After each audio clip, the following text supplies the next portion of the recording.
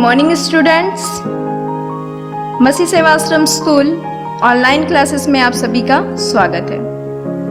Subject science का class 7 second lesson देख रहे थे हम लोग, प्राणियों में पोषण, जिसमें हम लोग मानव के पाचन तंत्र पर चर्चा कर रहे थे।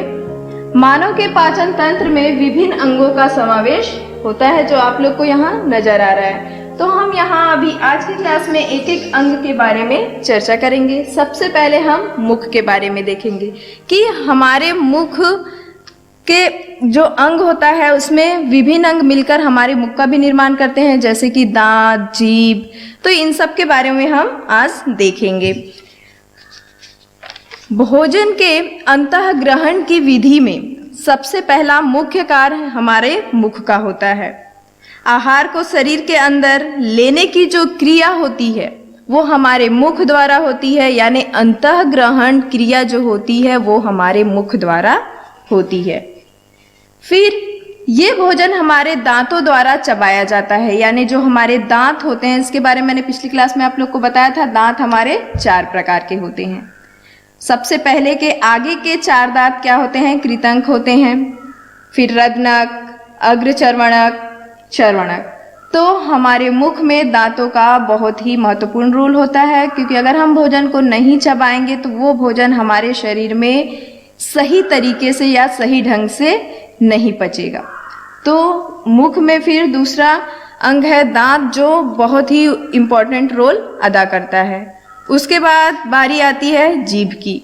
जो हमारी जीभ होती है वो भोजन का क्या स्वाद है वो पहचानने में क्या करती हैं? मदद करती हैं। अगर हमारे जीभ नहीं होती तो हमें विभिन्न प्रकार के भोजन को पहचानने में, यानी इसका टेस्ट कैसा है, इसका स्वाद कैसा है, मदद नहीं मिल पाती। तो जो हमारे दांत होते हैं उस पे टेस्ट बर्ड पाए जाते हैं, यानी स्वाद को पहचानने वाले कुछ उस पे क्या होते हैं?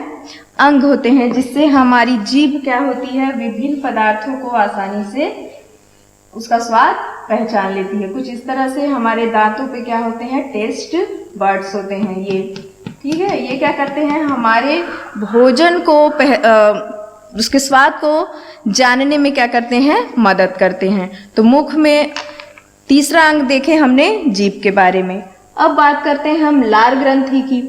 जो लार ग्रंथि होती है इसे लाला ग्रंथि भी कहा जाता है। लार ग्रंथि को ये लार रस का क्या करती है? स्राव करती है। ये लिक्विड की तरह होता है, पानी की तरह होता है। आप लोग अगर किसी भी चीज को देखते हैं, अचानक से आप लोग देखे होंगे, जैसे ही हमारा मुंह खुलता है, जैसे कोई पदार्थ है बहुत टेस्टी है, हमारा मुंह खुलता है तो पिचकारी नुमा क्या आता है? पानी आता है हमारे मुंह से।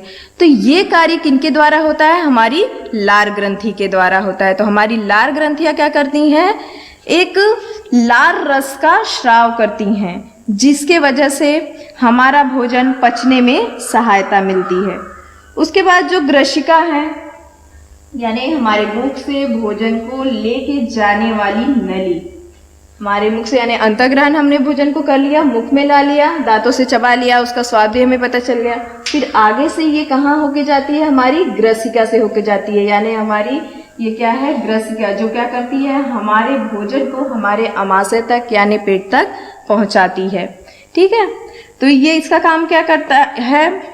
एक सिकुड़ना और फैलना, यानी संकुचित होना, संकुचन करना, यानी क्या होती है? मसल्स यहाँ की जो होती है, मांसपेशियां जो होती है वो फैलती है और सिकुड़ती है, फैलती है और सिकुड़ती है, जिसके वजह से इसमें जो मौजूद भोजन है वो धीरे धीरे कहाँ सरक जाता है? हमारे आमाशय तक।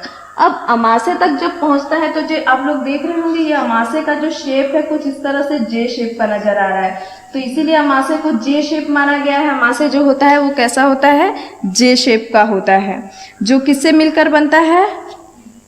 हमारी ग्रशिका और आमाशय, ये दोनों क्या किस में आते हैं? जे शेप में आते हैं।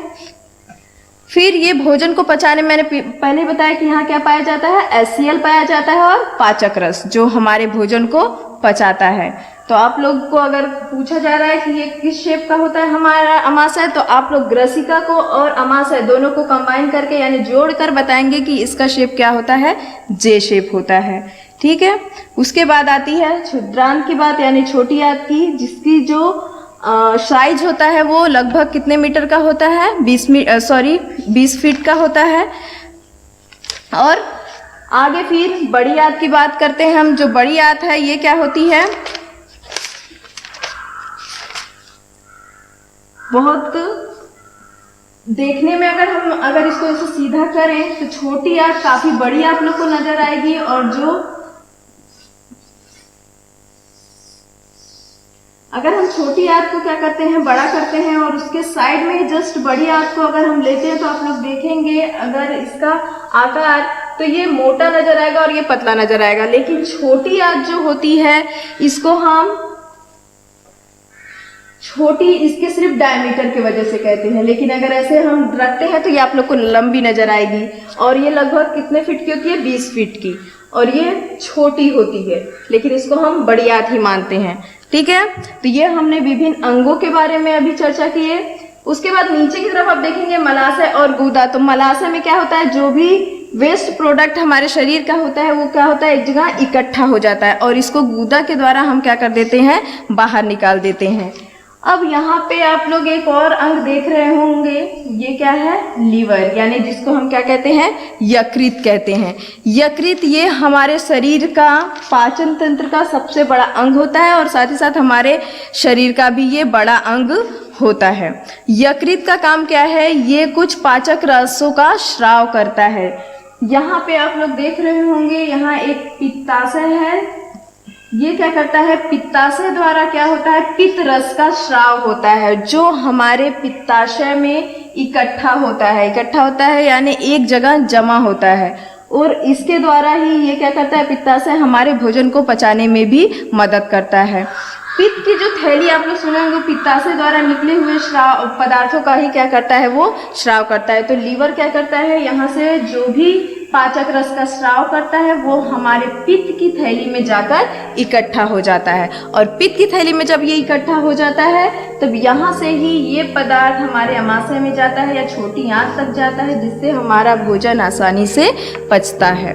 तो ये कुछ ऐसी ग्रंथियां हैं, पित्ताशय हो गया या अग्नाशय, ये दोनों क्या है? पाचक रस स्राव करने वाली ग्रंथियां हैं, जो हमारे भोजन को पचाने में पूर्ण रूप से मदद करती हैं। तो इस तरह से हमने मानव पाचन तंत्र के विभिन्न अंगों पे प्रकाश डाला, इनके बारे में पढ़ा। अब आप लोग एक एक अंग के बारे में क्या करेंगे? 2-2 लाइन लिखेंगे कि इसका मुख्य काम क्या है। ये आप लोग का होमवर्क है। धन्यवाद।